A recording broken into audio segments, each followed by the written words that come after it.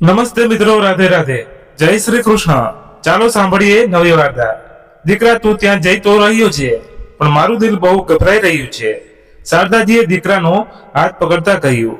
તેમની આંખોમાં ચિંતાની ઊંડાઈ સ્પષ્ટ દેખાઈ રહી હતી। અરે માં, તું આટલી ચિંતા કેમ કરે છે?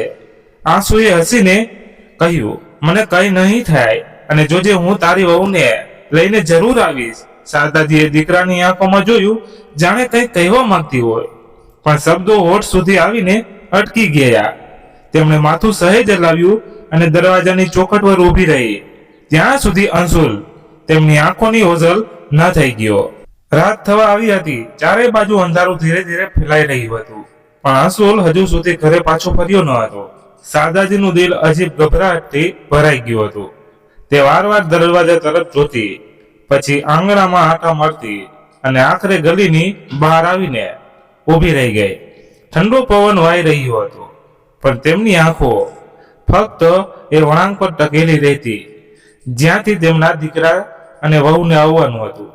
ઘણો સમય આમ જ ઊભી રહી, ત્યારે બાજુના ઘરની કમળા, જે રોજની જેમ પોતાની આંગણામાં બેસીને બિલાડીઓ અને કૂતરાઓને રોટલી ખવડાવવા આવી રહી હતી, તેમની તરફ જોઈને હસી, પણ શારદાજીના ચહેરા પર ચિંતાની રેખાઓ જોઈને તે અટકી ગઈ। તે પાસે આવી અને ધીમેથી બોલી, શું થયું શારદા? આટલી રાત્રે બહાર ઊભી છે, બધું ઠીક તો છે ને? શારદાજીએ ઊંડો શ્વાસ લીધો, તેમની આંખો હજુ પણ ગલી તરફ જ ટકેલી હતી।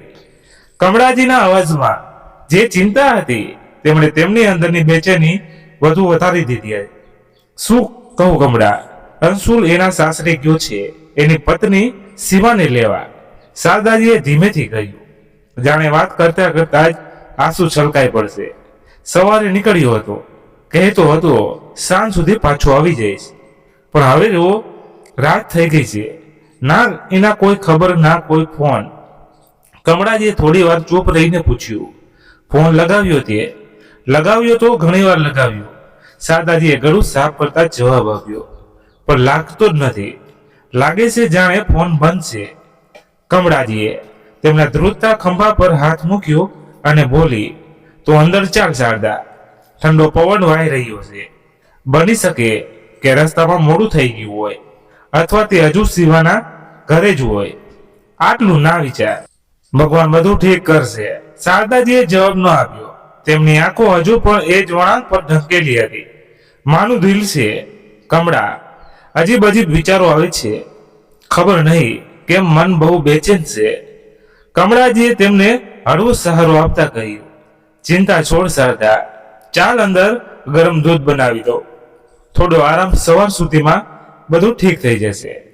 શારદાજીએ ફક્ત એટલું કહ્યું, કાશ તું સાચું કહેતી હોય।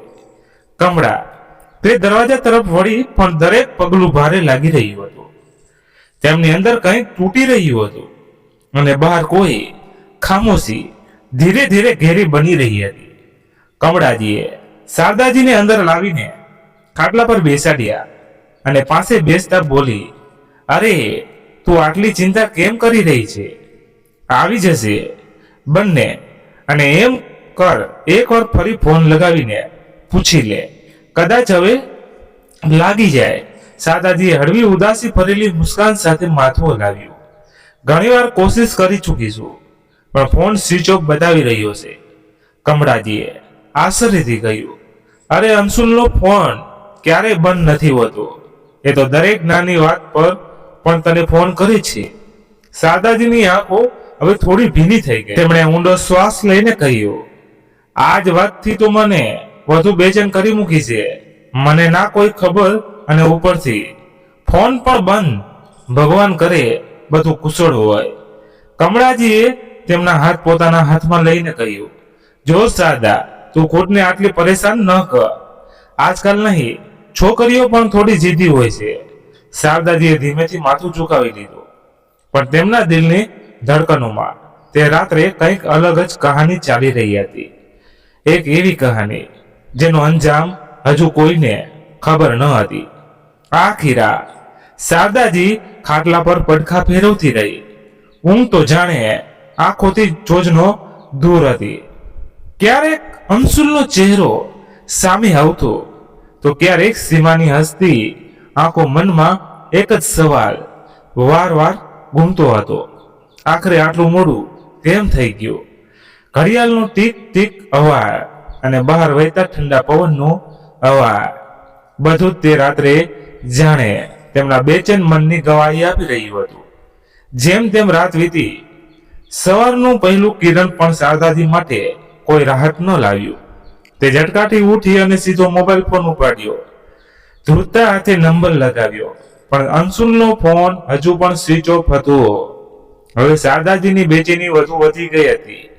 તેમણે સામે રાખેલી ભગવાનની તસવીર તરફ જોયું અને ધીરે ધીરે આંખો ભીની થવા લાગી. હે ભગવાન, બસ મારા બાળકને સહી સલામત પાછું લાવી દે, અને જો કોઈ ભૂલ થઈ હોય તો તું મને સજા આપજે, પણ મારા અંશુલના કંઈ થવા ન દેતો. ધ્રુજતા અવાજે તે જાણે મનોમન પ્રાર્થના કરી રહી હતી. કમળાજી ફરી આંગણામાંથી ડોકાતા બોલ્યા, શું થયું શારદા? કંઈ ખબર ન મળી કે શું? શારદાજીએ નિરાશ નજરે તેમની તરફ જોયું. ના કમળા, ફોન હજુ પણ સ્વિચ ઓફ બતાવી રહ્યો છે. કમળાજીએ ફરી પોતાના ઘરની અંદર ચાલ્યા ગયા. હવે શારદાજીના મનમાં બસ એક જ વાત હતી, ગમે તે થાય, હવે મારે જાતે જ જઈને ખબર કાઢવી પડે. આખરે અંશુલ અને સીમા હજુ સુધી કેમ નથી પાછા ફર્યા? તેમણે પેટીમાંથી પોતાની હળવી ગુલાબી રંગની સાડી કાઢી. ધ્રુજતા હાથે પાલો ઠીક કર્યો, ચોટલાને વાળીને અંબુડામાં બાંધ્યો અને પછી અરીસામાં પોતાને જોયું. આંખોમાં ઊંઘ નહીં, ફક્ત ચિંતા અને ડર હતો. પૂજાની થાળીમાંથી કંકુ ઉઠાવીને માથે ચાંદલો કર્યો અને ભગવાનની મૂર્તિ સામે માથું ઝુકાવ્યું. હે ભગવાન, બસ મારા દીકરા વહુને સલામત રાખજે, બાકી તે તું ચાહે છે તે કરજે. શારદાજીએ પોતાના ચંપલ પહેર્યા, દરવાજાનો આગળિયો બંધ કર્યો અને ધીરે ધીરે બહારની તરફ નીકળી. ગલીમાં ઠંડો પવન વાઈ રહ્યો હતો. આકાશમાં વાદળો છવાયેલા હતા, જાણે ખુદ કુદરત પણ કોઈ અજાણ્યા ડરથી ડરી ગઈ હોય.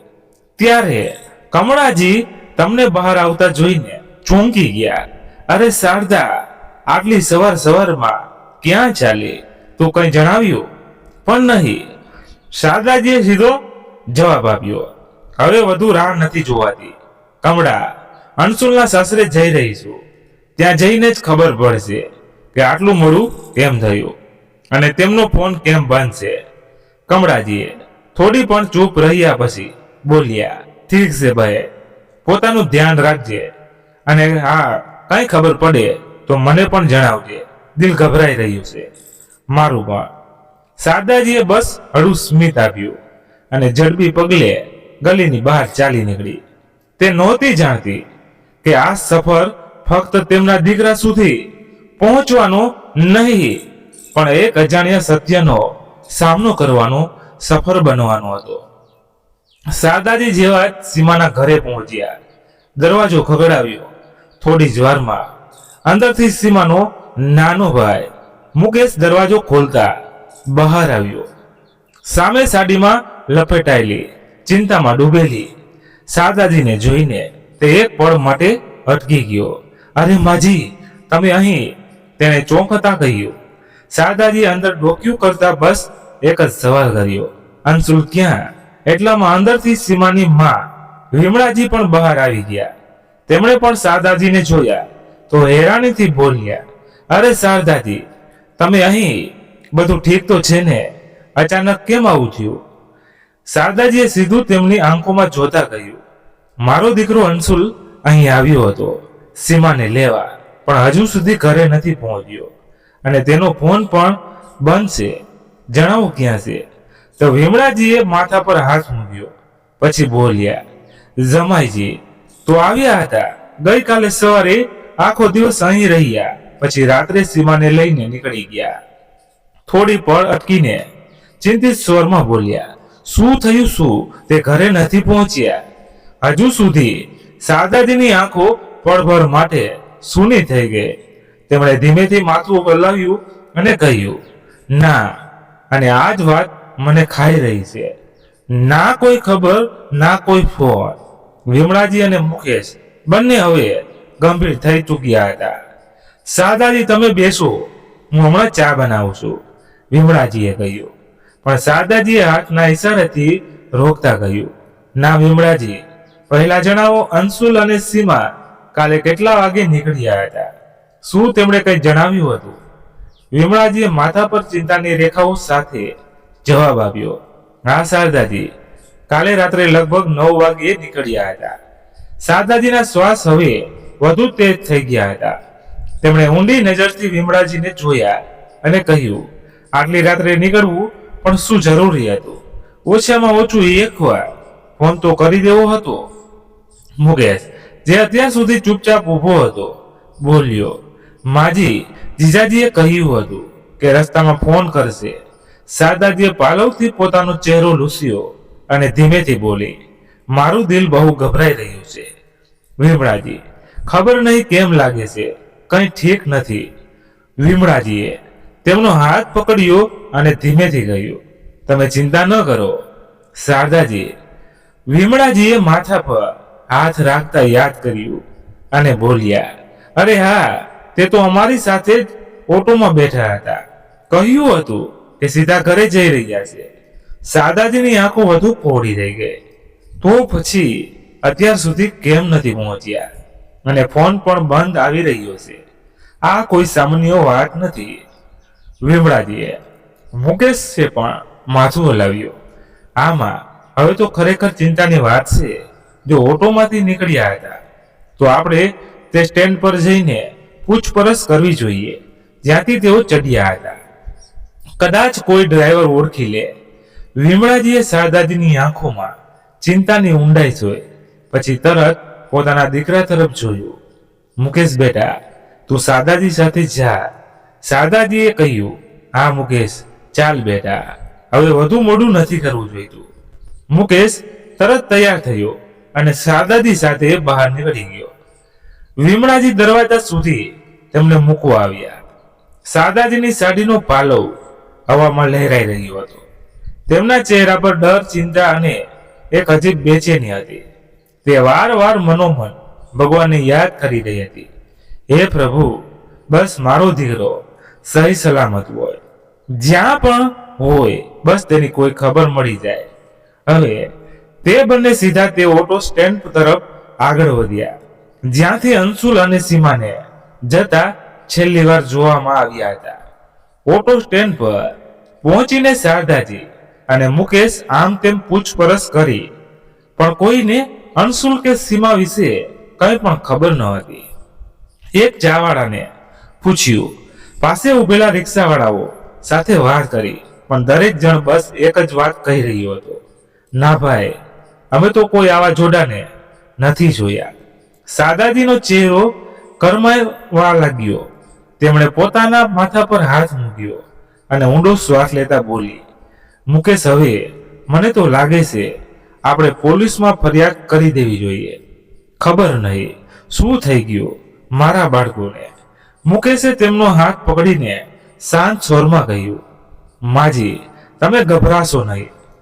નહીં જુઓ જીજાજી અને દીદી કોઈ નાના બાળકો નતો નથી ને કે અચાનક ગુમ થઈ જાય. બની શકે છે તેઓ કોઈ મિત્રને ત્યાં રોકાઈ ગયા હોય અને પછી ફોનની બેટરી ખતમ થઈ ગઈ હોય. શારદાજીએ ગમગીન નજરે તેની તરફ જોયું, પણ ત્યાં વગર આટલું મોડું કેમ થઈ ગયું? મારું દિલ બહુ બેચેન થઈ રહ્યું છે. બેટા મુકેશ હળવેકથી હસીને તેમને દિલાસો આપ્યો, તમે એમ કરો, હમણાં ઘરે ચાલ લઈ જાઓ. જો મને કોઈ ખબર મળશે કે કોઈ કોલ આવશે તો હું તમને તરત જણાવી દે. તમે ચિંતા ન કરો. આખરે તેઓ જશે ક્યાં? શારદાજી ચૂપ થઈ ગઈ. દિલ ભારે હતું, પણ મુકેશની વાતોમાં થોડી રાહત મળી. તે ધીમા ધીમા પગલે પાછી ઘર તરફ ચાલી પડી, પણ દરેક પગલા સાથે દિલની ધડકણ વધુ વધી રહી હતી. શારદાજી ઘરે તો પાછી આવી, પણ દીકરા વહુની ચિંતાએ તેમને એક પળ માટે પણ ચેન લેવા ન દીધું. તેમનું દિલ બેચેન હતું. આખું વારવાર દરવાજા પર તરબુટ્ટી, જાણે દરેક સંચર પર ઉમ્મીદ જાગતી હોય કે કદાચ અંશુલ અને સીમા પાછા આવી ગયા. રસોડામાં રાખેલું ખાવાનું એમ જ પડ્યું રહ્યું. તેમને તો કંઈ ખાવાનું મન ન હતું, ઘરના કોઈ કામમાં મન લાગતું હતું. દરેક ખૂણામાં બસ સન્નાટો હતો, જે તેમની અંદરની બેચેનીને વધુ ઊંડી કરી રહ્યો હતો. તે ક્યારેક પથારી પર બેસતી, પછી ઉઠીને બારી પાસે જઈને બહાર ટોકાતી. આંખો વારવાર ભરાઈ આવતી અને હોઠો પર દુઆઓ, હે ભગવાન, જ્યાં પણ હોય મારા બાળકો, તેમને સહી સલામત રાખજે, બસ તેમને મારી પાસે પાછા લાવી દે. પણ સમય જાણે થંભી ગયો હતો. પછી અચાનક જ ખરાબ વિચારો મનમાં આવવા લાગ્યા. ક્યાંક રસ્તામાં કોઈ અકસ્માત તો નથી થઈ ગયો, કોઈએ કંઈ કરી તો નથી લીધું. શારદાજીનું દિલ જોર જોરથી ધડકવા લાગ્યું. પણ એ જ પડે તેમણે ખુદને સંભાળતા માથું ચટક્યું અને ખુદને જ કહ્યું, ના શારદા, એવું કંઈ નહીં થાય. મારું અંશુલ અને સીમા ઠીક છે, જરૂર કોઈ કારણ હશે એટલે જ મોડું થયું છે, આવી જશે. તેઓ તેમના આંસુ રોકાઈ નહોતા રહ્યા, પણ તે પોતાની ઉમ્મીદને તૂટવા નહોતી દેતી. 2 દિવસ વીતી ચૂક્યા હતા, પણ અંશુલ અને સીમાને કોઈ ખબર ન હતી. શારદાજી હવે બિલકુલ પણ ચેનથી બેસી શકતી ન હતી. તેમનું દિલ દરેક પળે અજીબ બેચેનીથી ઘેરાયેલું રહેતું. રાતોમાં ઊંઘ ન આવતી અને દિવસમાં કોઈ કામમાં મન ન લાગતું. ત્રીજા દિવસે સવારે તેમણે એક નિર્ણય કરી લીધો. તે ઉઠી જલ્દી સાડી પહેરી, દરવાજાને તાળું લગાવ્યું અને પોતાનું પર્સ સંભાળતા ગલી પાર કરવા લાગી. ચહેરો ચિંતાથી થાકેલો હતો, આંખોમાં ગભરાટ સ્પષ્ટ ઝળકી રહ્યો હતો. હજુ તેમણે ગલીનો વળાંક પાર કર્યો જ હતો કે સામેથી તેમની જૂની ઓળખીતી અંશુલની મામી સાસુ, જે એ જ ઉત્તમનગરની ગલીમાં રહેતી હતી, સામેથી આવતી દેખાય. તેમણે શારદાજીને આ રીતે ઉતાવળમાં જોયા તો તરત રોકી લીધા. અરે બહેનજી, ક્યાં જઈ રહ્યા છો? આમ ઉતાવળમાં બધું ઠીક તો છે ને? મામી સાસુએ ચોખતા પૂછ્યું. શારદાજીએ એક પળ માટે ખુદને સંભાળ્યા, પછી ભારે મનથી કહ્યું, શું કહું બહેનજી, અંશુલ અને સીમા 2 દિવસ પહેલા સાસરેથી નીકળ્યા હતા, પણ હજુ સુધી ઘરે નથી પહોંચ્યા. ના કોઈ ફોન, ના કોઈ ખબર. બસ હવે તો દિલમાં અજીબ ડર સમાઈ ગયો છે. હું હવે વધુ રાહ નથી જોઈ શકતી. પોલીસ સ્ટેશને જઈ રહી છું. મામી સાસુ હેરાન રહી ગયા. તેમણે આગળ કંઈક પૂછવા માટે મોઢું ખોલ્યું જ હતું કે શારદાજીએ હાથ ઊંચું કરીને કહ્યું, બસ બહેનજી, હવે મોડું નથી કરી શકતી. જે થશે તે હવે પોલીસ જ જણાવશે. જો શારદા બહેન, હું હવે જે કહેવા જઈ રહી છું તેમાં મારું નામ ન આવવું જોઈએ. મામી સાસુએ ચારે બાજુ નજર દોડાવતા ધીમેથી કહ્યું, તમે બેફિકર રહો શારદાજી, જલ્દીથી જવાબ આપ્યો. બસ જણાવો, શું જાણો છો તમે? ત્યારે અંશુલની મામી સાસુએ આંખો ત્રાસી કરતા કહ્યું, તમારા દીકરા વહુને તમારી વેવાણ અને અંશુલના શાળા મૂકે છે, ક્યાંક મોકલી દીધા છે, અહીંથી બહુ દૂર. આ સાંભળીને શારદાજીના હતું જાણે હોશ ઉડી ગયા. તેમના શ્વાસ થંભી ગયા અને આંખો ફાટી રહી ગઈ. શું તેમનું મોઢું ખુલ્લું ને ખુલ્લું રહી ગયું? શારદાજીની આંખો ફાટેલી રહી ગઈ. તેમના ચહેરાનો રંગ ઉડી ગયો. અવાજ ધ્રુતો નીકળ્યો, તમે શું કહી રહ્યા છો વિમળાજી? અને મુકેશે પણ કેમ આખરે કેમ મોકલ્યા? તેમણે મારા દીકરા વહુને ક્યાં દૂર? શારદાજીના શ્વાસ જાણે થંભી ગયા હતા. પણ ક્યાં મોકલ્યા છે એ તો જણાવો. તેમણે એમને ધ્રુજતા અવાજે પૂછ્યું. મામી સાસુએ આમ તેમ જોયું, પછી ધીમા સ્વરમાં બોલી, ક્યાં મોકલ્યા છે એ હું નથી જાણતી, પણ એટલું જરૂર કહી શકું છું કે આ બધું બહુ પહેલાથી ચાલી રહ્યું હતું. તમારી વેવાણ અને તેમનો દીકરો મુકેશ બંને જ કંઈક છુપાવી રહ્યા છે. અને સાંભળો શારદા બહેન, તમારો દીકરો અંશુલ તે પણ આમાં મળેલો છે. શું શારદાજી, જાણે સૂંઢ રહી ગયા. ના, મારો અંશુલ આવું ન કરી શકે. એ તો મને કહીને ગયું હતું કે સીમા માને ઘરે લઈને આવશે. તેમના ગળામાંથી જાણે કોઈ ગુંગળાયેલી ચીસ નીકળી. હું સમજુ છું તમારા માટે આ સાંભળવું સહેલું નથી, પણ આ સત્ય છે, મામી સાસુએ ગંભીર સ્વરમાં કહ્યું. હવે શારદાજીને સમજાઈ નહોતું રહ્યું કે તે શું કરે. જે દીકરા પર આંખ બંધ કરીને ભરોસો કર્યો, શું તે જ તેમની આંખોમાંથી આંસુ સતત વહી રહ્યા હતા. શારદાજીનું દિલ ભારે થઈ ગયું હતું. મામી સાસુની વાતોએ જાણે તેમના પગ નીચેથી જમીન ખેંચી લીધી હતી. થોડી વાર સુધી તે એ જ ગલીના વળાંક પર ઊભી રહી. તેમની આંખો શૂન્યમાં તાકી રહી હતી, જાણે તેમનું સર્વસ્વ ત્યાં જ ક્યાંક વિખરાઈ ગયું હોય. પછી કંઈ પણ બોલ્યા વગર, કોઈની સાથે નજર મેળવ્યા વગર તે ધીરે ધીરે પોતાના પગલાને વાળીને પાછી પોતાના ઘર તરફ ચાલી પડી. દરેક પગલું તેમના માટે ભારે હતું. ગલીમાં આવતા જતા લોકો હતા, પણ શારદાજીની આંખોમાં એક અજીબ સુનકાર હતો. દરવાજો ખોલ્યો, અંદર આવી અને દરવાજો ફરી એમ જ ચૂપચાપ બંધ કરી દીધો. ઘરની અંદર આવતા જ તે દિવાલનો સહારો લઈને જમીન પર બેસી ગઈ અને ધ્રુસકે ને ધ્રુસકે રડી પડી. ક્યાં છે અંશુલ? શું સાચે જ તું? પણ તેમના હોઠોમાંથી બસ આટલું જ નીકળ્યું. હવે ઘરના રોશની હતી ન અવાજે, બસ એક માનવું તૂટેલું દિલ અને આંખોમાં વહેતા આંસુ. ત્યારે દરવાજા પર ટકોરા થયા. શારદાજીએ એક પળમાં જ વિચારી લીધું, કદાચ અંશુલ અને વહુ સીમા આવી ગયા છે. તેમણે જલ્દીથી દરવાજો ખોલ્યો, પણ સામેનું દ્રશ્ય જોઈને તેમના પગ જાણે જમીનમાં ગળી ગયા. સામે એક હટ્ટો કટ્ટો માણસ ઊભો હતો, જેનો ચહેરો મોરો, અજીબ અને ડરામણો લાગી રહ્યો હતો. તે માણસે કડક અવાજમાં કહ્યું, અંશુલ ક્યાં છે? તેને બહાર મોકલ. આટલું સાંભળતા શારદાજી થોડી ગભરાઈ ગઈ, પણ ખુદને સંભાળતા બોલી, અંશુલ તો ઘરમાં નથી. એ તો 2 દિવસથી ખબર નથી ક્યાં. પણ તમે કોણ છો? તે માણસની આંખોમાં ક્રોધ અને ઘમંડ સ્પષ્ટ ઝળકી રહ્યો હતો. તેણે ક્રૂરતા કહ્યું, આ બહાના કોઈ બીજાને સંભળાવજે. હવે સાંભળ ડોસી, જ્યારે તારો દીકરો આવે તો કહી દેજે રાણો આવ્યો હતો, અને જો આ વખતે પણ પૈસા ન આપ્યા તો સારું નહીં થાય. જો રાણો પોતાની ઓકાત પર આવી ગયો તો કોઈને નહીં છોડે. કહી દેજે તારા દીકરાને હું કાલે ફરી આવીશ. આટલું કહીને તે ધમકાવતો ગલીમાં ચાલ્યો ગયો. શારદાજી દરવાજા પર જ ઊભી રહી ગઈ, રૂસતી જાણે કોઈ તોફાન આવવાનો સંકેત મળી ગયો હોય.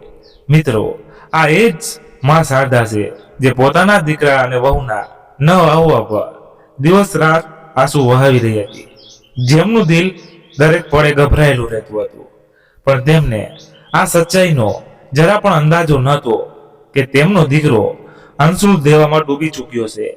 અને જ્યારે દેવાની રકમ હદથી વધુ વધી ગઈ તો અંશુલ અને સીમાની સાસુ વિમળાજી અને તેનો ભાઈ મુકેશ, એટલે કે અંશુલનો સાળો, બંને મળીને અંશુલ અને સીમાને ત્યાં દૂર મોકલી દીધા છે. શારદાજીને કંઈ પણ જણાવ્યા વગર રહેણાના ગયા પછી શારદાજીની આંખો સામે જાણે એક ગૂંગળી તસવીર સાફ થવા લાગી. તેમને અચાનક 2 મહિના જૂની એક વાત યાદ આવી. એક દિવસ અંશુલ એક અજાણ્યા માણસને લઈને ઘરે આવ્યો હતો અને બોલ્યો, માં, મને થોડા પૈસા જોઈએ છે એક નાનું કામ શરૂ કરવા માટે. આ મારો મિત્ર છે, એની કમિટીમાં હિસ્સો રાખ્યો છે, બસ એક સહી કરી દે આ પેપર પર. શારદાજીએ દીકરાની વાત પર આંખ બંધ કરીને ભરોસો કર્યો અને તે કાગળ બરાબર વાંચ્યા વગર તેના પર સહી કરી દીધી. તેમને શું ખબર હતી કે તે પેપર ખરેખર એક કમિટીનો કાયદાકીય કરાર હતો, જેમાં સ્પષ્ટ લખ્યું હતું કે જો અંશુલ સમયસર કમિટીની રકમ ન આપી શક્યો તો તેની જવાબદારી તેની માં શારદાની રહેશે. અને થયું પણ એવું, કારણ કે અંશુલ અને સીમાએ તો કમિટીના બધા પૈસા પહેલા જ ઉડાવી લીધા હતા. હવે જ્યારે આપવાનો સમય આવ્યો તો તે બંને ગાયબ થઈ ગયા. ભૂતકાળની ઊંડાઈમાં ડૂબેલી શારદાજી જેવી જ પોતાની યાદોમાંથી બહાર નીકળી, બહારથી કોઈના અવાજે તેમને ચોંકાવી દીધા. શારદા, આ માણસ કોણ હતો અને આ રીતે ધમકી કેમ આપી રહ્યો હતો? આ અવાજ કમળાજીનો હતો, જે દરવાજા પર ઊભી બધું સાંભળી ચૂકી હતી. શારદાજીએ ભારે દિલથી તેમને અંદર બોલાવ્યા અને પછી જે કંઈ થયું હતું બધું વિસ્તારથી જણાવ્યું. જેમ જેમ કમળાજી સાંભળતી ગઈ, તેમના ચહેરાનો રંગ ઉડતો ગયો. શું અંશુલ અને સીમાને વિમળાજી અને મુકેશે ક્યાંક મોકલી દીધા, અને તે પણ તારી સામે એવા ભોળા બનતા રહ્યા જ્યારે તેમને કંઈ ખબર જ ન હોય? કમળાજી અવિશ્વાસથી બોલી. પછી થોડી વાર રોકાઈને તેમણે ગંભીર સ્વરમાં કહ્યું, અને આ પૈસા જરૂર અંશુલે પોતાના સાસરા વાળાઓને આપી આવી છે, નહીતર તે તેને આમ ચૂપચાપ ક્યાંક મોકલી દે. મને તો આજ લાગે છે. શારદાજીની આંખોમાં આંસુ ભરાઈ આવ્યા. તેમણે તો અવાજમાં કહ્યું, શું કહું હવે કમળા બહેન? જ્યારે મારો જ સિક્કો ખોટો નીકળ્યો તો બીજા પર શું આરોપ લગાવું? કમળાજીએ એમનો હાથ પકડ્યો અને દિલાસો આપવાની કોશિશ કરી, પણ શારદાજીની આંખોમાં હવે વિનાશ કરતા વધુ એક દર્દ સ્પષ્ટ ઝળકી રહ્યું હતું. એવું દર્દ જેને ફક્ત એક માં જ સમજી શકે છે. બીજા દિવસે શારદાજી પોતાના આંગણામાં બેઠી ચૂપચાપ કંઈક વિચારી જ રહી હતી કે ફરી એ જ હટોકટો માણસ દરવાજા પર આવી ધમક્યો. આ વખતે તેનું વલણ વધુ ઉગ્ર હતું. હવે બેવડો ડોસી સમજતી નથી પડતી. શું વાત કાલે કહ્યું હતું? હજુ સુધી તારા છોકરાએ પૈસા નથી મોકલ્યા. શું સમજી રાખ્યું છે? તે ગાળોનો વરસાદ વરસાવતા દરવાજા પર બૂમો પાડવા લાગ્યો. શારદાજી, જે અત્યાર સુધી બધું સહન કરતી આવી, આ વખતે ગુસ્સામાં ઊભી થઈ ગઈ. આંખોમાં આંસુ તો હતા, પણ અવાજમાં સત્યતા હતી. બસ, બહુ થયું. તું વાર આવીને મારા દરવાજા પર તમાશો કેમ કરી રહ્યો છે? સાફ સાફ કહે, કેટલા પૈસા લેવાના છે તારે? તે માણસે હોઠમાં બીડી દબાવતા તીખું હાસ્ય હસ્યું. વધારે નહીં, બસ ₹1 લાખ.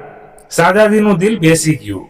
ચહેરા પર એક પળ માટે ડર સ્પષ્ટ ઝબક્યો, પણ છતાં તે અડીખમ રહીને બોલી, મારો દીકરો તો 2 દિવસથી ગાયબ છે, અને તું અહીં ઉઘરાણી માટે ઊભો છે.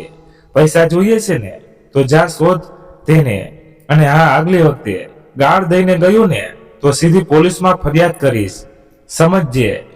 તું તે માણસ થોડી વાર ઘૂરતો રહ્યો, પછી પોતાના ચંપલ પછાડતો બોલ્યો, હમણાં હું જાઉં છું, પણ હું પછી પૈસા લેવા જરૂર આવીશ. તે કહીને ચાલ્યો ગયો. પણ શારદાજીના મનમાં હવે ડર કરતા વધુ ગુસ્સો હતો.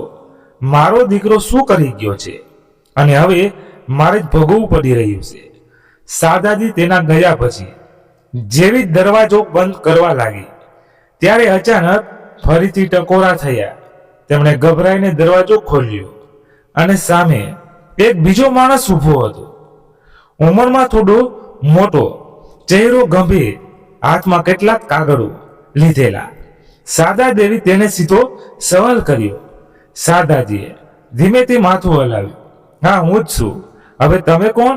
તે માણસ થોડા સખત લહેજામાં બોલ્યો, હું એ જ છું જેના કાગળો ઉપર તમે 2 મહિના પહેલા સહી કરી હતી. યાદ છે? અંશુલે તમને કહ્યું હતું કે માં, આ બસ એક કમિટીના કાગળ છે. શારદાજી સામે જાણે અંધારું છવાઈ ગયું હોય. સામે ઉભેલા માણસે પોતાની ફાઇલમાંથી તે કાગળ કાઢી અને શારદાજીની આંખો સામે લહેરાવ્યું. જો માજી, આ રહ્યો એ પેપર.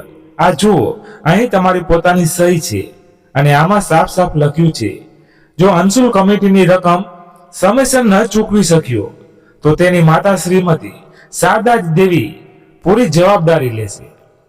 શારદાજી ધ્રુજરા હાથે કાગળ પકડીને જોવા લાગી. મેં તો કઈ સમજ્યા વગર સહી કરી દીધી હતી. મને નહોતી ખબર કે આદમીએ વાત કાપતા કહ્યું, કાગળ પર સહી છે, મતલબ તમે જવાબદાર છો. હું છેલ્લા 1 મહિનાથી અંશુલને ફોન કરી રહ્યો છું, પણ તેનો મોબાઈલ બંધ છે. હવે જો તેણે કમિટી લીધી છે અને પૈસા નથી આપ્યા તો જવાબદારી તમારી છે. તમારો દીકરો 2 કમિટીમાંથી પૈસા લઈ ચૂક્યો છે, અને ત્યાર પછી તેને એક પણ હપ્તો નથી આપ્યો. હવે વ્યાજ સાથે જે રકમ બની રહી છે તે ₹75,000 થી ઉપર છે. હવે જણાવો માજી, હવે શું કરશો? શારદાજીની આંખો ભરાઈ આવી. શું કરું? હું ક્યાંથી લાવું આટલા પૈસા? મારો દીકરો તો મને લૂંટીને ચાલ્યો ગયો. આદમીએ ઠંડો શ્વાસ લેતા કહ્યું, જુઓ માજી, હું સમજી શકું છું તમારું દુઃખ, પણ મને પણ ઉપરથી દબાણ. હું 2 દિવસથી વધુ આપું છું તમને. આટલું કહીને તે માણસ ચાલ્યો ગયો અને શારદાજી ત્યાં દરવાજા પાસે બેસી રહી. એક માં જે દીકરાની ચિંતામાં રડતા રડતા હવે તેની ભૂલની સજા ભોગવવા મજબૂર હતી. શારદાજીની આંખોમાં આંસુ થંભવાનું નામ જ નહોતા લઈ રહ્યા. દીકરો જેના ઉછેરમાં તેમણે પોતાનું સર્વસ્વ લગાવી દીધું, તે જ આજે તેમને આ મોડ પર છોડી ગયો હતો. હવે ન કોઈ ઉમ્મીદ હતી, ન કોઈ સહારો. તે નાના ઘર તરફ તેમણે જોયું, જેની દિવાલોમાં તેમના પતિની યાદો વસેલી હતી, જેની દરેક ઈંટમાં તેમના વીતેલા સમયનો પડછાયો હતો. તે જ ઘર જેને તેમણે બહુ મહેનતથી સજાવ્યું હતું, હવે તે જ ઘર તેમની છેલ્લી ઉમ્મીદ બની ચૂક્યું હતું. ધીરે ધીરે ઉઠી કબાટમાંથી તે જૂના કાગળો કાઢ્યા, જેમાં ઘરના બધા દસ્તાવેજ હતા. દિલ પર પથ્થર રાખીને બીજા દિવસે સવારે તે એ પાસેની બેંકમાં ગઈ. ત્યાં બેસીને ધીમા અવાજમાં અધિકારીને કહ્યું, મને મારા ઘરના બદલે લોન લેવી છે. બેંક અધિકારીએ દસ્તાવેજ ધ્યાનથી જોયા, એક એક પાનું પલટાવતા જોયું. શારદાજી બેચેનીથી તેની આંખોના હાવભાવ વાંચવાની કોશિશ કરી રહી હતી. થોડી વાર પછી તે અધિકારી ગંભીર સ્વરમાં બોલ્યો, માફ કરજો માતાજી, પણ તમારા દસ્તાવેજ અધૂરા છે. ઘરના નામનો દાખલો કમીનો દાખલો, મ્યુટેક્સ પેપર નથી, અને વિજયનું બિલ પણ કોઈ બીજાના નામ પર છે. આ સ્થિતિમાં અમે તમને લોન ન આપી શકીએ. શારદાજીની ઉમ્મીદ જાણે કોઈએ એક ઝટકામાં તોડી નાખી.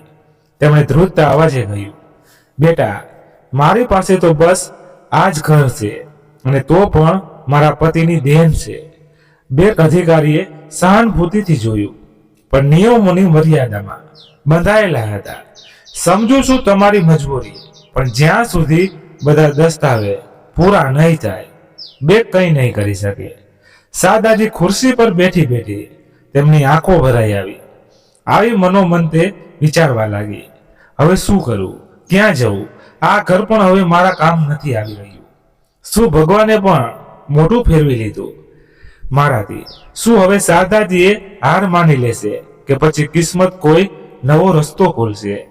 શારદાજી બેંકમાંથી ભારે અહીંએ જેમ તેમ પોતાના ઘરે પહોંચી, પણ દરવાજા પર પહોંચી જ હતી કે ત્યાંનું દ્રશ્ય જોઈ તેમના પગ થંભી ગયા. ગલીના વળાંકથી જ લોકોની ભીડ જમા દેખાઈ રહી હતી. કેટલાક લોકો આસપાસમાં ગુપસુપ કરી રહ્યા હતા, કેટલાક ગભરાયેલા આમ તેમ જોઈ રહ્યા હતા. શારદાજીનું દિલ જોર જોરથી ધડકવા લાગ્યું. જેવી તેમણે ભીડ પાસે જઈને જોયું, ત્યાં એક જ હટ્ટો કરતો માણસ ઉભો હતો, રાણો. તેની સાથે હવે 2 વધુ અજાણ્યા છોકરા હતા, જે ચહેરાથી જ ગુંડા જેવા લાગી રહ્યા હતા. રાણો ચીસો પાડી પાડીને કહી રહ્યો હતો, હવે જો આ ડોશીએ કાલ સુધી પૈસા ન આપ્યા તો અમે ખુદ જ ઘરની અંદર ઘૂસીને સામાન ઉઠાવી લઈશું. લોકો તમાશો જોઈ રહ્યા હતા, પણ કોઈ આગળ ન આવ્યું. શારદાજીએ ધ્રુજતા બોલી, શું બદતમીજી છે? આ મારું ઘર છે. કોણ છો તમે? આમ ધમકી આપવા વાળા. રાણાએ એક તીખી નજર નાખી અને જોરથી હસ્યો. તારો દીકરો પૈસા ખાઈ ગયો અને હવે તું ઈમાનદાર બનવાનું નાટક કરી રહી છે. કાલ સુધી પૈસા આપી દેજે, નહીં તો તાળું તોડીને અંદર ઘૂસીશું. લોકોની ભીડમાં કોઈ કંઈ ન બોલ્યું. શારદાજીની આંખો ભરાઈ આવી. તેમણે ધ્રુજતા સ્વરમાં બસ એટલું જ કહ્યું, ભગવાન માટે આટલા ન પડો, મારું ઘર ન છીનવો. રાણાની ધમકીઓ વચ્ચે અચાનક એક તેજ અવાજ આવ્યો. ઓ, એ વધારે કેમ બોલી રહ્યો છે? પોતાની હદમાં રહીને વાત કર. ભીડ ચોકી અને બધાની નજર એક તરફ ફરી. ત્યાં કમળાજીનો દીકરો રમેશ ઉભો હતો. ગુસ્સાથી આંખો લાલ, ચહેરો સખત, આટલી અકળ ક્યાં? બીજે બતાવજે. સમજ્યો? એકલી આંટીજીને જોઈને જે મોઢામાં આવે બોલી રહ્યો છે. હવે કહે કેટલા પૈસા લેવા આવ્યો છે? રમેશ રાણાની આંખોમાં આંખું નાખીને બોલ્યો. રાણો થોડું ખચકાયો, પણ એટીટ્યુડમાં બોલ્યો, તું વચમાં ન પડ. જે ઉધાર છે તે ચૂકવવું પડશે. 1 લાખનો હિસાબ છે. રમેશ આગળ આવીને બોલ્યો, હિસાબ કિતાબ પછી થશે, પણ ગલીમાં ઊભા રહીને બૂમો પાડવાની જરૂર નથી. આ અમારી શારદા આંટી છે, અને હા, જો આગલી વખતે કોઈ ગુંડાને લઈને આવ્યો ને તો તારા વિરુદ્ધ પોલીસમાં રિપોર્ટ નોંધાવીશ. ભીડમાં થોડું સળવળાટ થયો. હવે લોકો પણ હિંમત ભેગી કરી રહ્યા હતા. રાણાએ માહોલ પામી લીધો અને આંખો તરાડતા બોલ્યો, ઠીક છે, હું કાલ સાંજ સુધી રાહ જોઈ રહ્યો છું, નહીતર જોઈ લીધે. તે પોતાના સાથીઓ સાથે ગલીમાંથી નીકળી ગયો. શારદાજી હજુ પણ શાંતબાન હતી, આંખો ભીની હતી. રમેશે પાસે જઈને ધીમેથી કહ્યું, શારદા આંટી, તમે એકલા નથી. રમેશ તો ચાલ્યો ગયો, પણ શારદાજીને હવે સમજાઈ ગયું હતું કે કોઈ નહીં આવે મદદ માટે. સંબંધીઓ ઓળખીતા પારખીતા બધા જાણે મોઢું ફેરી ચૂક્યા હતા, અને રમેશ તો પણ બસ દિલાસો આપીને ચાલ્યો ગયો. પણ તેના હાથમાં કંઈ હતું જ નહીં. સાંજ ઢળવા લાગી હતી. ઘરની દિવાલો પર પટ્ટી પડછાઈઓ વધુ ઘેરી થઈ ગઈ હતી. શારદાજીએ ખૂણામાં બેઠી તે ઘરને જોઈ રહી હતી. એ જ ઘર જે તેમના પતિની છેલ્લી નિશાની હતું. પછી તેમણે ધીરેથી ખુદને કહ્યું, હવે આ ઘરને ગીરવી મૂકવું પડશે. બીજી સવારે તેમણે દસ્તાવેજો ફરીથી ભેગા કર્યા અને આ વખતે સીધા એક પ્રાઇવેટ સાહુકાર પાસે પહોંચી ગયા. ત્યાં એક આધેડ ઉંમરનો માણસ ખુરશી પર બેઠો હતો. જેને પહેલા તો કાગળ જોયા, પછી શારદાજીની હાલત, તો આપ ઘર ગીરવે રાખીને 1.5 લાખ લેવા માંગો છો? તેણે થોડો વૃક્ષ લેજો અપનાવતા કહ્યું, હાજી, બસ થોડા દિવસની વાત છે. જેવો દીકરો પાછો આવશે બધું ચૂકવી દઈશું. શારદાજીએ ભરાયેલા ગળે કહ્યું. સાહુકાર તેમની હાલતનો ફાયદો ઉઠાવતા હસતા હસતા બોલ્યો, જો અમ્મા, આ હાલત તો તમારી ખરાબ છે. હું રૂપિયા 1.5 લાખ સુધી આપી શકું છું, પણ એક શરત પર. કેવી શરત? શારદાજીએ ધડકતા દિલથી પૂછ્યું. ઘર 2 માળનું છે, તમે નીચે રહો છો, ઉપરનો માળ ખાલી છે. તમે ઉપરનો હિસ્સો ગીરવે મૂકી દો. જ્યાં સુધી પૂરા પૈસા વ્યાજ સમેત પાછા નહીં આપો, ત્યાં સુધી તેના પર મારો કબજો રહેશે. શારદાજી પાસે ગોચારો ન હતો. આંસુ આંખોમાંથી ટપકી પડ્યા, પણ દિલ પર પથ્થર રાખીને કાગળ પર સહી કરી દીધી. સહકારે મોટી રકમનું પરબડિયું કાઢીને તેમના હાથમાં પકડાવ્યું. આહા, લો 1.5 લાખ, અને યાદ રહે, 3 મહિનામાં પૈસા નહીં ચૂકવ્યા તો ઉપરના માળ પર મારો હક હશે. શારદાજીએ કંઈ પણ કહ્યા વગર પરબડિયું ઉઠાવ્યું અને ભારે પગલે પોતાના ઘર તરફ વધી. શારદાજી ભારે મનથી ઘરે પાછી ફરી. તેમની સાથે રમેશ કમળાજીનો દીકરો પણ હતો. પરબડિયામાં રાખેલી નોટોને તેમણે ધ્રુતા હાથે કાઢી અને 2 ભાગમાં વહેંચી દીધી. એકમાં રૂપિયા 1 લાખ, બીજા ભાગ રૂપિયા 50,000 નો થોડી વારમાં જ દરવાજા પર ફરી એ જ રૂઆબદાર ટકોરા થયા. રાણો આવ્યો છે. એ જ ગરજથી અવાજ સંભળાઈ રહે. રમેશે દરવાજો ખોલ્યો. રાણા કેટલાક વધુ છોકરાઓ સાથે ઊભો હતો. આ વખતે તેના તેવર પહેલા જેવા ન હતા, કારણ કે તેને અંદાજો હતો કે હવે વાત સીધા પૈસાની છે.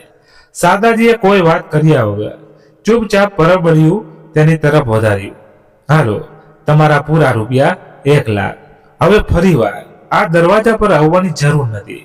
રાણાએ પૈસા ગણ્યા, હસ્યો અને બોલ્યો, અમાજી, કામ તમામ થયું. હવે કોઈ ફરિયાદ નથી. તે ચાલ્યો ગયો. થોડી વાર પછી બીજો માણસ પણ આવ્યો. એ જેની કમિટીમાં શારદાજીએ અંશુલના કહેવા પર સહી કરી હતી. મને પૂરા રૂપિયા 75,000 જોઈએ, તે જોરથી બોલ્યો. આ વખતે રમેશે વચમાં આવીને વાત સંભાળી.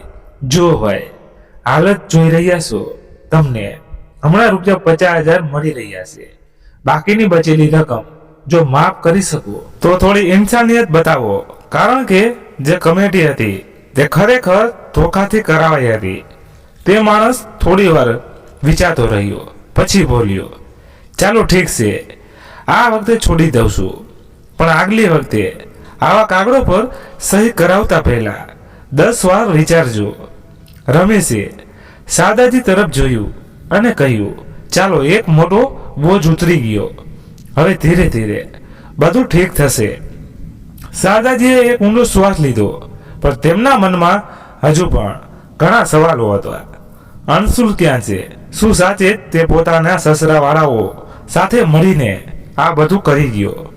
ધીરે ધીરે સમય વીતતો ગયો. દરેક સવારે શારદાજી દરવાજા તરફ ઉમ્મીદ ભરી નજરોથી જોતી.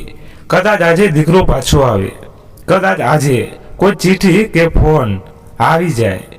પણ ન કોઈ ચિઠ્ઠી આવી, ન કોઈ ફોન. જે દીકરાનો એક અવાજ સાંભળીને તેમનો દિવસ સુધરી જતો હતો, તે જ દીકરાએ જાણે તેમની ખબર લેવાનું છોડી દીધું હતું. ક્યારેક ક્યારેક રાત્રે એકલા બેઠા બેઠા શારદાજી પોતાની જાત સાથે વાતો કરતી. શું આટલું મુશ્કેલ છે એક માની ખૈરિયત પૂછવી? શું આટલી જલ્દી ભૂલી ગયો?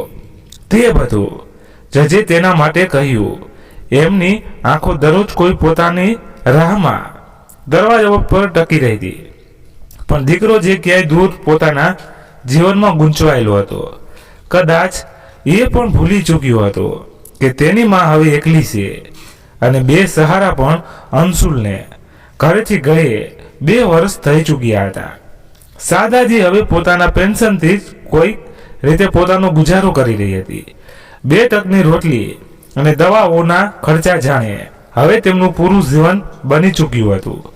આંખોમાં એક ઉમ્મીદ હજુ પણ બાકી હતી કે એક દિવસ અંશુલ પાછો ભરશે, માફી માંગશે અને પોતાની માને ફરીથી ગળે લગાવશે. દર મહિને પેન્શન આવતું તે પહેલા વીજળી પાણીનું બિલ ભરતી, પછી થોડું રાશન લાવતી, અને જે બચતું તેમાં થોડું થોડું જોડીને દર મહિને કંઈક બચત કરતી.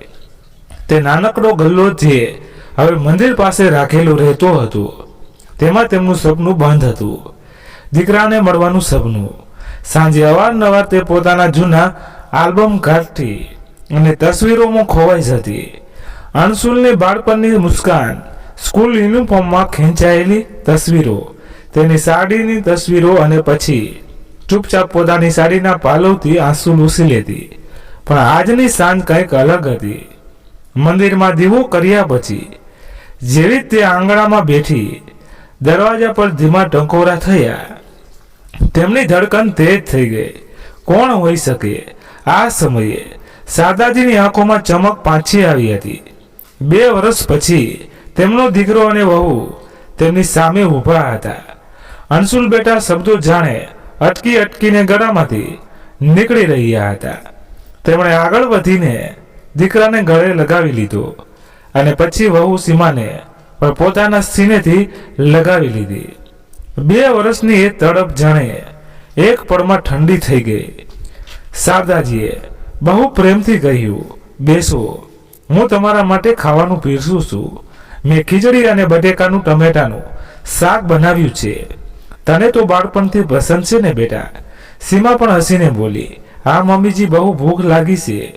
ખાવાની થાળીમાં જાણે તેમણે પોતાનો પૂરો પ્રેમ પીરસી લીધો હતો. સીમા પણ આ વખતે બહુ વિનમ્રતાથી વાત કરી રહી હતી, જાણે કંઈ થયું જ ન હોય. ન કોઈ દૂરી, ન કોઈ ફરિયાદ, પણ શારદાજીના મનમાં જે સવાલ હતો તે તો ત્યાં જ અટકેલો હતો.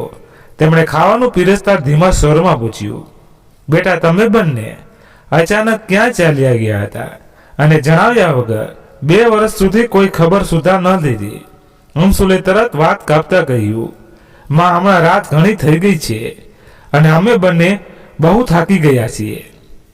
વાત કરીએ છીએ સવારે, બસ હમણાં આરામ કરવા દો. શારદાજીએ કંઈ ન કહ્યું, બસ એક ફીકી મુસ્કાન આપીને માથું હલાવી દીધું. પણ દિલની અંદર ઘણા સવાલો હતા. મિત્રો, શું અંશુલ સાચે જ પાછો આવ્યો હતો કે તેના આવવા પાછળ કોઈ બીજું કારણ હતું? સવારનો હળવો તડકો બારીમાંથી રૂમમાં આવી રહ્યો હતો. શારદાજી જલ્દી ઉઠી ગઈ હતી.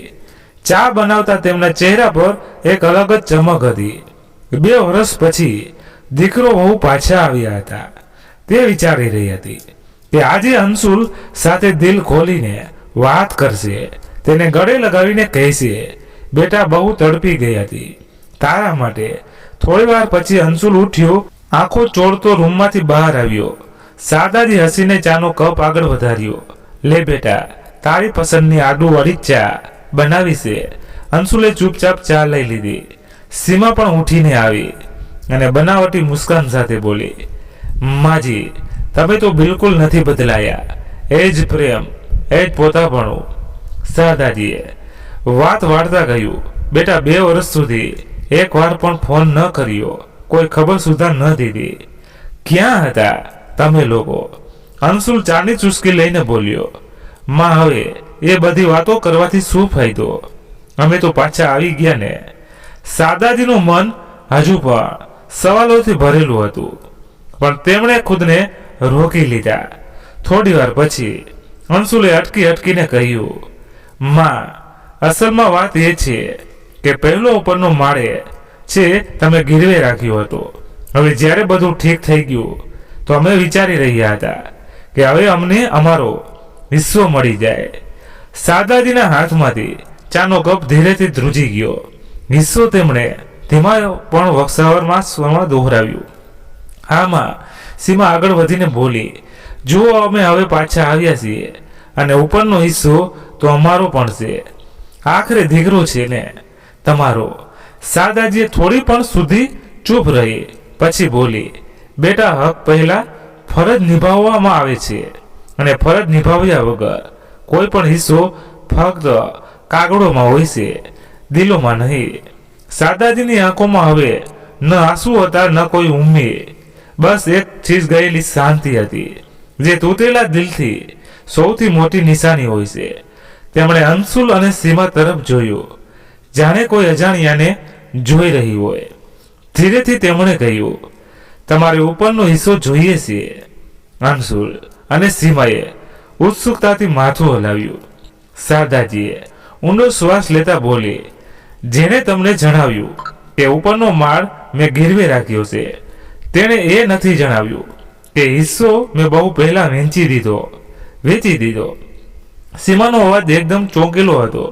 હા શારદાજી હવે સખત લહેજામાં બોલી રહી હતી, જ્યારે તમે તમારું દેવું છોડીને ગયા હતા અને તમારા લેણદારો આવ્યા હતા, ત્યારે મને કોઈ રસ્તો ન શોધ્યો.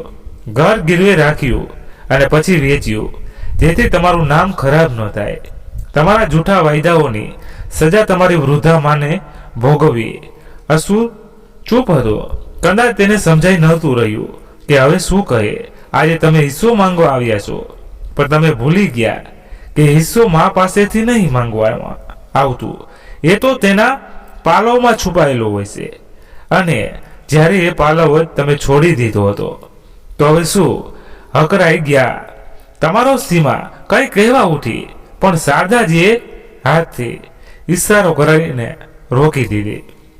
હવે કંઈ ન કહો, કારણ કે તમારા શબ્દો હવે મારા માટે કોઈ માયને નથી રાખતા.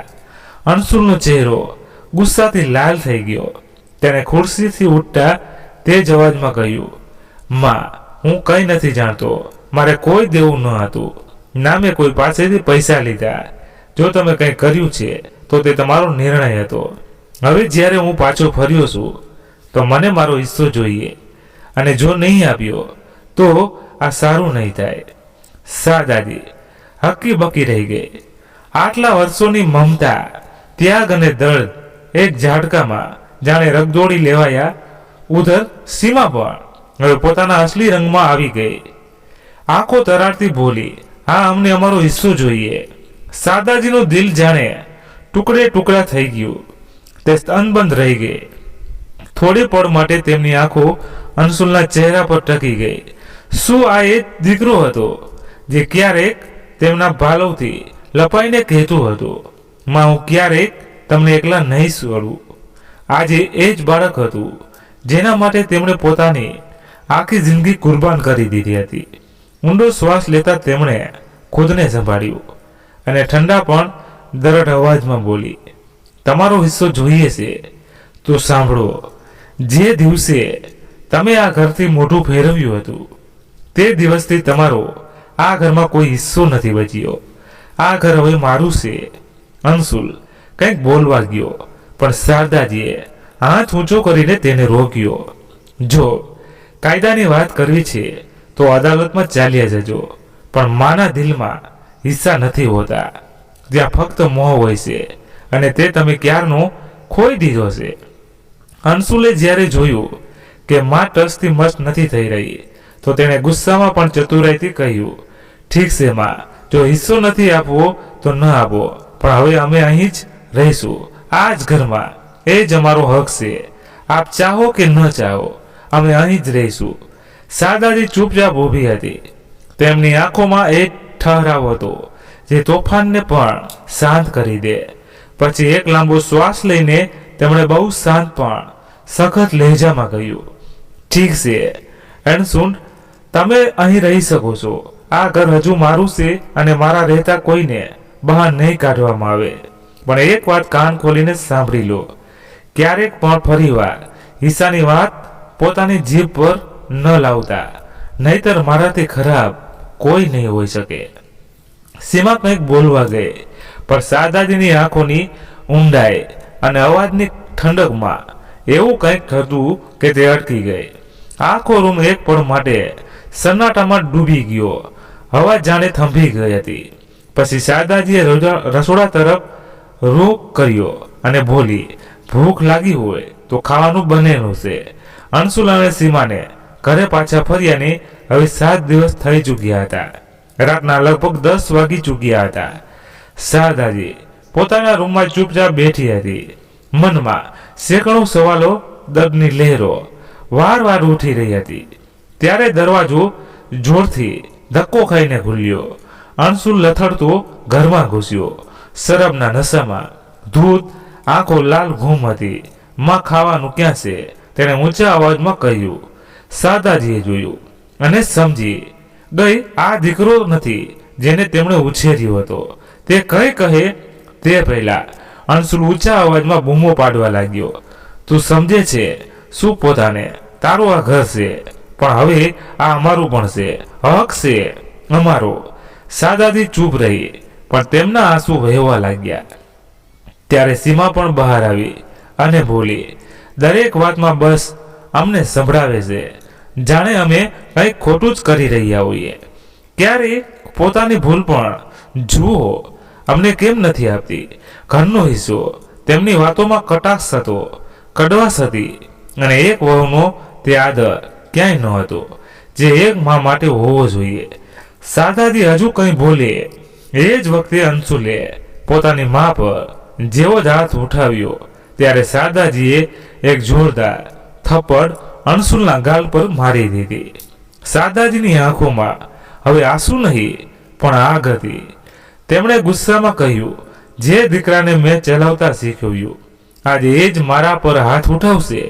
મારી જિંદગીની સૌથી મોટી ભૂલ એ જ હતી કે તારા પર વિશ્વાસ કર્યો. તે સીધી રૂમમાં ગઈ. અંશુલ અને સીમાનો બેગ ઉઠાવ્યો, દરવાજો ખોલ્યો અને બહાર ફેંકી દીધો અને બોલી, આજ પછી આ ઘરમાં તમારો કોઈ હક નથી. જાઓ, નીકળી જાઓ મારા ઘરમાંથી અને ક્યારેય પાછા ફરીને ન આવતા. આજથી મારે કોઈ દીકરો નથી. અંશુલ કંઈ કહે તે પહેલા શારદાજીએ દરવાજો તેના મોઢા પર જોરથી બંધ કરી દીધો. આટલું સાંભળતા આખા મોહલ્લાના લોકો ઘરની બહાર જમા થઈ જાય છે. કોઈ બારીમાંથી ડોકાઈ રહ્યું હતું, કોઈ દરવાજા પાસે ઊભા રહીને કાનાખુશી કરી રહ્યું હતું. અરે આ અંશુલ છે ને, આ તો બહુ સીધો સાદો છોકરો હતો. એવું શું થઈ ગયું આની સાથે? અરે જ્યારથી આના લગ્ન થયા છે ને બસ ત્યારથી બદલાઈ ગયો છે. વહુના કહેવા પર જ માને છોડીને ભાગ્યો હતો. જો વહુમાં થોડી પણ સમજ હોય તો પોતાના પતિને માની વિરુદ્ધ ક્યારેય ન કરે. એક જ દીકરો અને એ જ આવું નીકળ્યો. દુઃખ તો શારદાજીને બહુ થયું હશે. ઉપરથી દેવું છોડીને ભાગ્યા, હવે પાછા ફર્યા છે તો હિસ્સાની માંગ લઈને શરમ પણ ન આવી આ બંનેને. શારદાજી પાછી વળી અને અંદર ચાલી ગઈ. દરવાજો હજુ પણ બંધ હતો. સીમા અને અંશુલ ત્યાં જ ઊભા રહી ગયા, સ્તનબન ક્રોધિત અને હેરાન. તેમને લાગ્યું હતું કે બે આંસુ વહાવીને થોડું પોતાવાનું બતાવીને બધું ફરીથી પામી લેશે. પણ તેમને નહોતી ખબર કે માની મમતાને જેટલી સિંચવવામાં આવે છે તેટલી જ મજબૂત પણ બની જાય છે. શારદાજી રૂમના એક ખૂણામાં બેસી ગઈ. તેમની આંખોમાંથી હવે આંસુ ન હતા. જે સ્ત્રીએ 2 વર્ષ સુધી દીકરાના પાછા ફરવાની દુઆ કરી તે સ્ત્રી આજે તે દીકરાના પાછા આવવા પર ખુદને સૌથી મહેસૂસ કરી રહી હતી. અંશુલ ઘરની બહાર જ ઊભો હતો. તેની આંખોમાંથી આંસુ વહેવા લાગ્યા.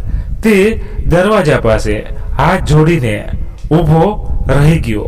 માં, એક વાર વાત તો કરી લો. માં, ભૂલ થઈ ગઈ, માફ કરી દો. સીમા, જે હજુ પણ અકડમાં ચૂપચાપ એક બાજુ ઊભી હતી, બોલી, હવે રહેવા દો, ચાલો અહીંથી. ઘણીવાર સુધી અંશુલ ત્યાં જ ઊભો રહ્યો, પણ અંદરથી કોઈ જવાબ ન આવ્યો. આખરે ભારે પગલે તે બંને પાછા ફર્યા. પાછળ છૂટી ગયો એક બંધ દરવાજો અને એક તૂટેલો સબળ.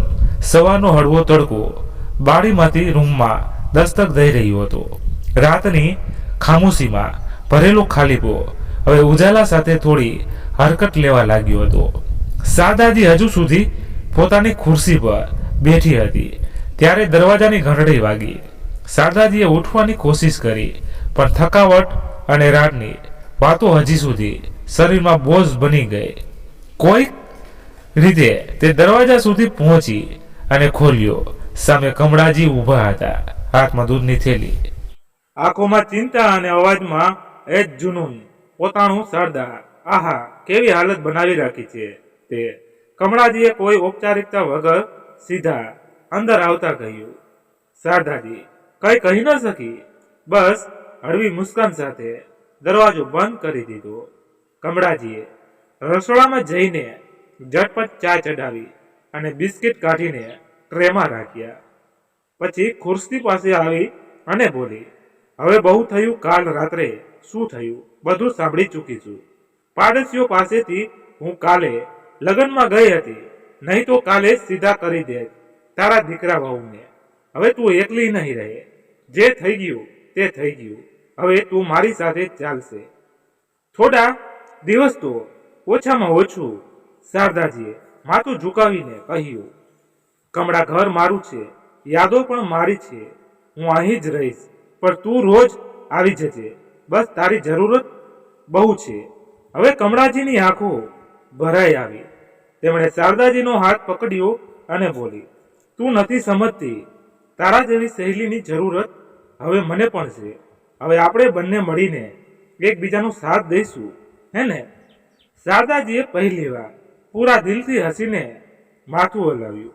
સંબંધો જો સમયસર સંભાળવામાં ન આવે તો પસ્તાવાની પણ કોઈ જગ્યા નથી બચતી. જે દિલ એકવાર તૂટી જાય છે તે દરેક સંચળ પર દરવાજો નથી ખોલતું. મિત્રો, શું શારદાજીએ જે કર્યું તે સાચું હતું? તમારી રાય અમારા માટે બહુ અગત્યની છે. શું એક માને પોતાના દીકરાને આમ દરવાજેથી પાછો મોકલી દેવો જોઈએ કે માફીનો એક વધુ મોકો આપવો જોઈએ? મિત્રો, વાર્તા સંપૂર્ણ થઈ. આશા રાખું છું કે તમને ગમી હશે. મિત્રો, તમારી રાય નીચે કોમેન્ટ બોક્સમાં જરૂર જણાવો. તમને આ વાર્તા પસંદ આવી હોય તો લાઈક કરીને તમારા મિત્રો સાથે શેર કરો અને આપણી આ ચેનલને સબસ્ક્રાઇબ જરૂરથી કરજો, એટલે નવી નવી વાર્તા સાંભળવા મળતી રહે. ધન્યવાદ.